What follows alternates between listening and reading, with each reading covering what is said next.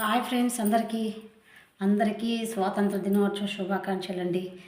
ఇప్పుడైతే మనం 78వ స్వాతంత్ర దినోత్సవం కంప్లీట్ చేసుకుని 79వ స్వాతంత్ర దినోత్సవం జరుపుకుంటున్నాం. మనకైతే 1947 ఆగస్టు 15వ తేదీ స్వాతంత్రం వచ్చింది. అంతకుముందు మన వాళ్ళందరూ బానిసత్వ బతుకులు బతుకుతున్న వాళ్ళు. ఎవరి చేత? బ్రిటిష్ వాళ్ళ చేత బానిసత్వ బతుకులు బతుకుతున్నామని, వాళ్ళ దగ్గర నుంచి మనకు విముక్తి కలగాలని ఎందరో స్వాతంత్ర సమర యోధులు పోరాడి మనకు ఈ స్వాతంత్రాన్ని తెచ్చిపెట్టారు.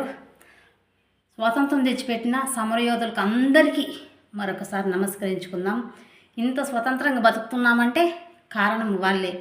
ఈరోజు ఈ పండుగని బాగా జరుపుకోవాలి. ఎలాంటే వాళ్ళకు నివాళులు అర్పించుకుంటూ మనం ఈ పండుగ జరుపుకోవాలి. ఎలాంటి వాళ్ళని గుర్తు చేసుకోవాలి. ఎంత వాళ్ళ ప్రాణాలు తెగించి మనకి స్వతంత్రం తెచ్చిపెట్టారు కాబట్టి ఈరోజు అదంతా మనం గుర్తు చేసుకోవాలి. ఫ్రెండ్స్, ఈరోజు స్వాతంత్రం వచ్చి 79 సంవత్సరాలు అవుతుంది. మనం చాలా ఫ్రీగా బతుకుతున్నాం ఇప్పుడు 79 సంవత్సరాలుగా.